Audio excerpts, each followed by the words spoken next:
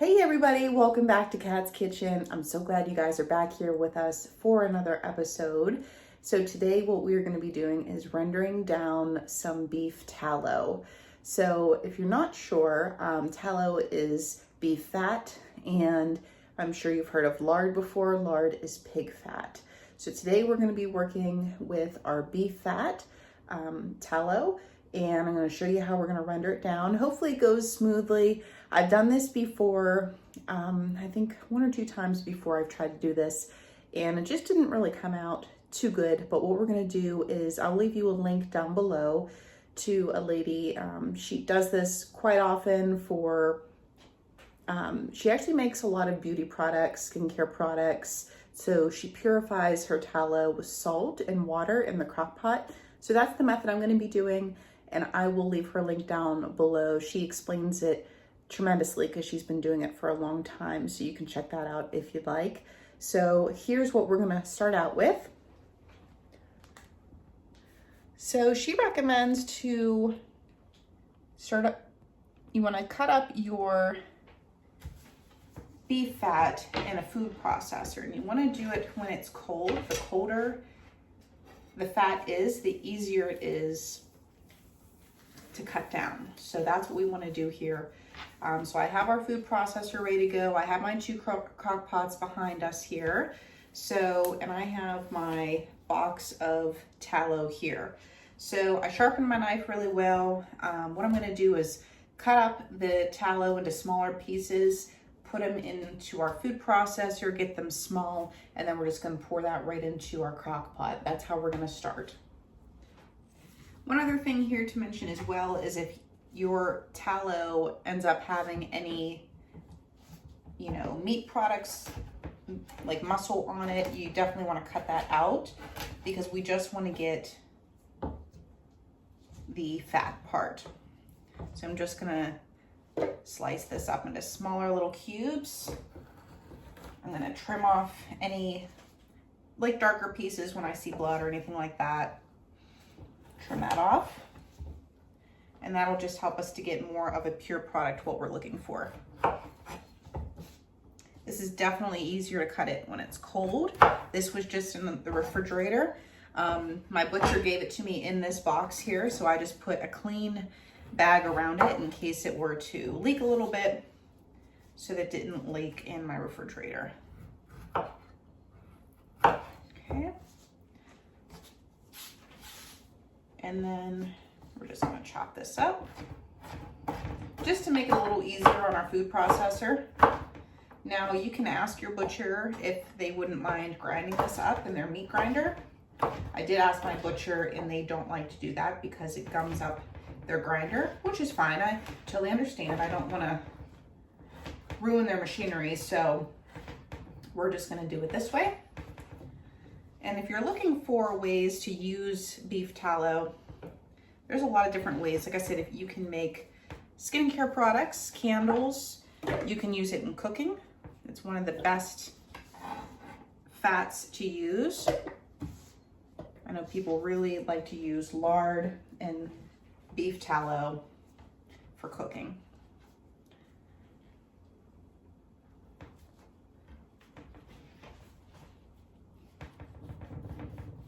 So this is going to take me a little while. We're going to get this all situated here. So I'll see you guys back here. I'm just going to keep on working. And I'll see you back here whenever we are working with the crock pots at that time.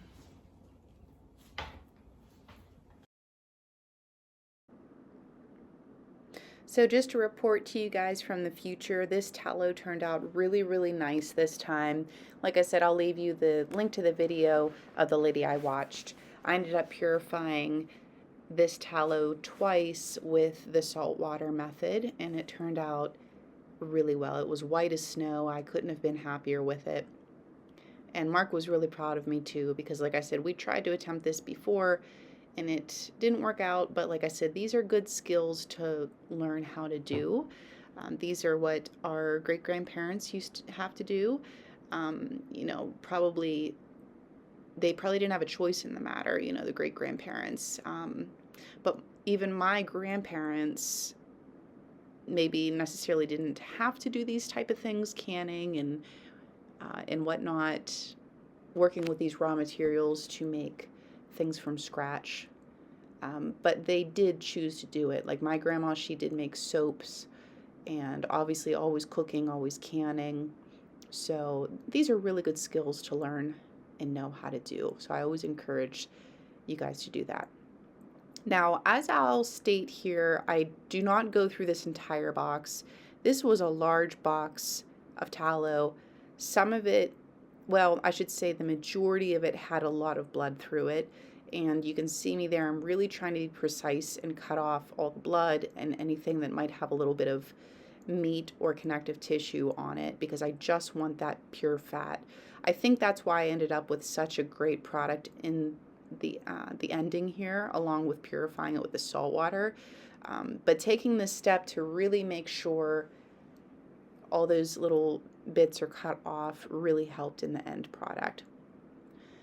And I'm just pulsing it here a little bit, and then I let the food processor turn on for a little while just to make sure it's all in little pieces. And this really helped break down the fat as well in the crock pot. But I don't want to let it go for too long because I don't want my food processor to get too hot. Alrighty friends, so I have my 2 crock pots here full, and if I'm not mistaken, I think these are 6-quart crock pots. You can also do this in a big roaster oven if you have a lot of fat to render down. Next, what we're going to do is we're going to pour some water in each of these. And you're roughly going to need anywhere between 1 to 2 quarts of water. Depends on how dry your climate is. You don't want this to burn, so that's why we're adding in the water. And then from here, we're also going to add in some salt. The salt is what's going to help to pull out the impurities of this fat and help it smell less beefy as this renders down. So a few tablespoons for each crock pot here. We're going to put both of these crock pots on low for 10 hours. And then I'm going to get a spoon and mix this up, and we're going to mix this up periodically. And then we'll just let it go with the lids on for, you know, like I said, I'll probably check it and stir it every hour or so just to make sure it's not burning.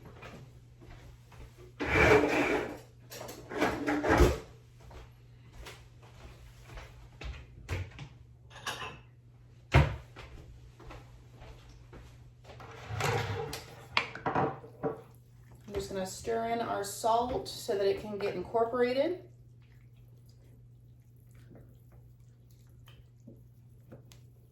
You can also do this overnight if you'd like to, which this might actually lead into overnight for us here. That's the one nice thing about working with the crock pots, is they're safe for overnight. But I would not leave the house necessarily because this does need a stir every so often, so I just wouldn't set this if you have to leave for work for a good 8 to 10 hours. That might be a little much for it. But if you're checking on it before you go to bed and as soon as you wake up, I think that'll be fine as long as it's on low.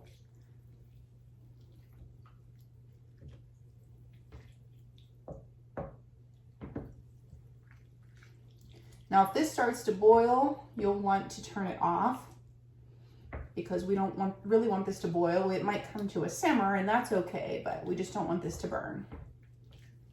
Okay, so we're good to go here. All mixed up. I'll pop our lids back on and let this go. I'll see you guys back here during the process so I can show you how it's changing throughout the cook time. Okay, friends, we are back here. It's the next day, and we have our first render complete. Now this, it didn't get as crispy and brown as the one girl in the video. Hers did, maybe because I had a lot of water in here, but she did suggest that to make sure things didn't burn. This one got a little bit darker because this one runs a little hotter, I've noticed, than my red one. So what we have to do now is I just took them out of the crock pot, set them on my stove so that they could cool down a little bit. And then next we have to strain these. I didn't want to work with extremely hot fat, obviously, and potentially burn myself. So what we have to do now is we're gonna take this in ladles and we're gonna ladle it into, you can do this into a pot, a big bowl, whatever you want. And then we're just gonna strain it. I'm probably gonna use a coffee filter. That's what I have on hand. I know a lot of people use cheesecloth or some other type of, you know, cotton material to strain all this through. And like I said, it's not too brown or anything. And I think because we did grind up our fat so well in the food processor before we started, that helped this go a lot smoother. I noticed on my plate here, whenever it hardens, it looks pretty white. So I'm happy about that. We want this to be as white and clear as possible when we're done. So we're gonna do the straining process, then we're gonna let it cool completely. And then the next day, tomorrow, we're going to do the next process. Alrighty friends, so we have my big pot here and I have our crock pot. I have a little sieve, little strainer, and my coffee filter in there. Really all I'm trying to do is filter out the big pieces of fat. So that's what we're gonna be working with today. And then once this hardens up, we're gonna be moving on to the next step. So it'll probably be tomorrow. And then I will just store this in a cold place. You can keep it in your refrigerator if it's cold enough outside with a lid on, or if you have a nice cold basement or storage room, anything like that will do. So let's get this fat strained.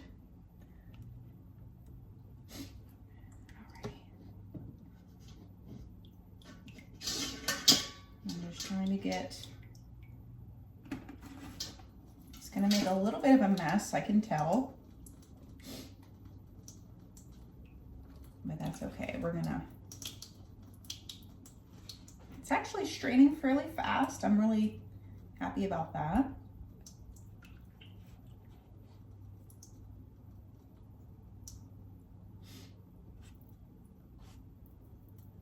Just help it along here.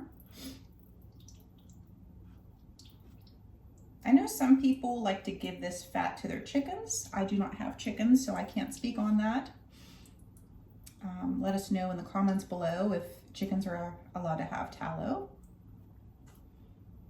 Maybe as a treat or something.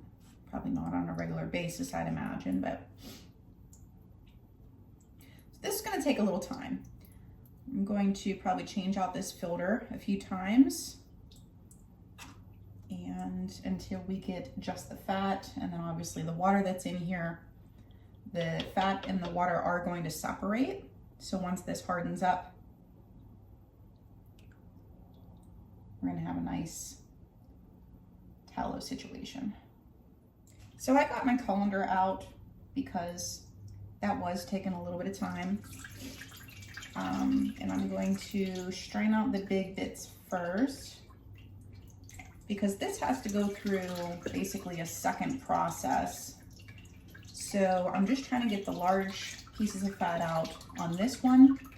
And then once the large bits are removed, on the second one, I can use the finer strainer.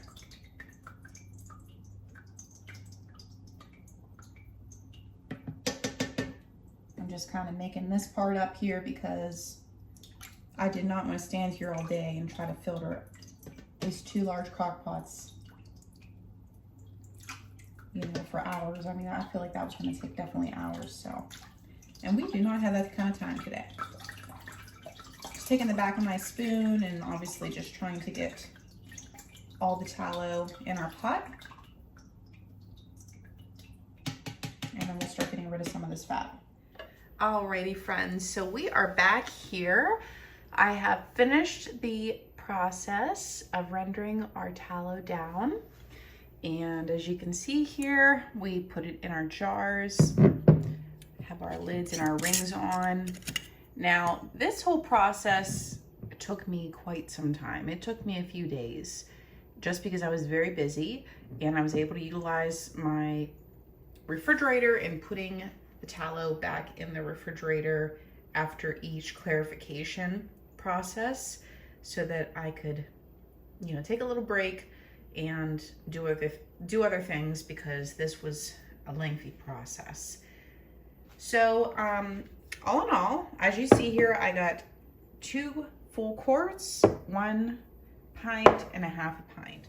Alrighty guys, so I want to thank you guys so much for watching this video. Like I said, I'm going to leave you the video that I watched down below in the description box. I would recommend following her instructions. She does it really, really well, because I didn't really want to make a step-by-step for you guys because I wasn't an expert on it, but I just wanted to kind of bring you in on the experience a little bit. Like I said, all in all, a little bit of a review on it, I guess, is some pros and cons. I was happy that I was able to use all the parts of our beef this year, including the tallow.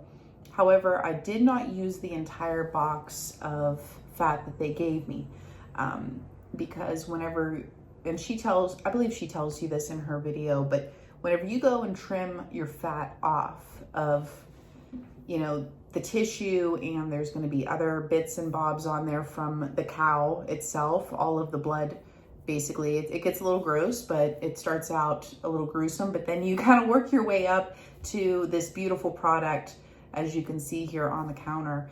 I'll grab it for you here. I was really happy about how white this turned out. The cow that we purchase is grass-fed and grain finished, and they said that if your cow is fed with grain, sometimes your tallow will be yellow, and she said that that's no problem at all. It's just a matter of what the cow actually eats. But yeah, I was very impressed that this is very, very white, and so I'm happy about that. But so yeah, so I didn't use it all because there was a lot of connective tissue, there was a lot of blood on the fat that I would have had to keep trimming off. And I just kind of got halfway through the box. I filled up both of my crock pots. Like I showed you in the beginning, I grinded them up with my food processor. That was definitely a winning thing. That made the process go so much smoother, I believe. So yeah, I just filled up my 2 crock pots, put the water in, put the salt in, and let them cook, honestly, like low and you could put them on low for 10 hours. Honestly, I did low for 10 hours, and then I basically kept them on warm the whole night because they weren't boiling or anything like that. I just kept stirring occasionally. And the next morning I let them cool down, and then we had to, you know, let them cool, put them in the fridge, and then you had to clarify it again where you remove it from the water. So everything's gonna settle to the bottom of the pot or the bowl, whatever you have that tallow in. And then you just want to remove the tallow and remove, you know, the dirty water and your sediment. And then you can boil that again with some more water and some more salt. I did a total of 2 times. And then the third last portion that I did is after I did my second clarification. I removed the tallow, put it into a clean, dry pot. I put that on my stove then, and I just let it barely simmer, like it was just warm. I just wanted it, in case there was any water left in that tallow, I wanted it to boil out and evaporate. That way it would be proper for shelf stable. She talks more about shelf stable and freezer and wherever you want to store this, so I'm gonna let her talk more about that. I just know that you do have to, if you want it to be shelf stable, you have to get all the water out of it, otherwise that can cause bacteria. So like I said, I'm not the expert there. I'm honestly, because I don't have that much, I'm probably going to be using these within probably about a month or so. So as far as it being shelf stable long term, I'm not really overly concerned about that. I did hear that if you do, or if you're able to have it shelf stabled, it usually lasts 6 months or so in the freezer. I hear you can have it in the freezer for about a year or so. So take that with a grain of salt, do your own research on that. That's whenever I put it into my clean jars and let them sit overnight, put my lids and my rings on. And then this morning I checked all the seals sealed. But once again, I'm not advocating for that. I know that's not a proper, it's not necessarily canning. We did not can this. Sometimes there's a vacuum that happens with the heat and you put your lid on and it will seal it. So Once again, do your own research on that. I'm not advocating for that. I'm just letting you know this is what I did so that I can use, but I'm going to be using this very soon. Now, what am I going to be using this for? I'm going to be using this for, I'm going to try to make some soap and possibly candles, and I might use it a little bit for cooking as well. So because I have a few different sizes here, I think that's going to be perfect. And I'm going to see what I need to make for soap first, because that is one of the first things I did want to make with this. And I have some essential oils that would pair nicely with this as well. So, and then just a last little tidbit, she did mention that depending on how many times you clarify your tallow, that will make it whiter. It'll also start to take away the beef smell that you get from tallow, because it is from, you know, the cow. So I hope you guys enjoy this video. I know it might be a little bit fast just because I'm not really explaining everything step by step, but please go check out the lady's video in the description box below. And I hope you enjoy this, and maybe our next video or coming up here soon, we'll be making either a candle or some soap. So I'll see you guys soon, and please like, share, and subscribe. I will see you guys all on the next one. Bye-bye, friends.